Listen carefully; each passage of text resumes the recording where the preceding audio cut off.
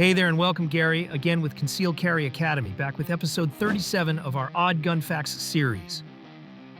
Did you know the Thompson submachine gun was nicknamed the Chicago Typewriter? Popular during the Prohibition era, this rapid-fire weapon became infamous for its use by gangsters and law enforcement alike. Its drum magazine and distinct sound earned it the Typewriter nickname.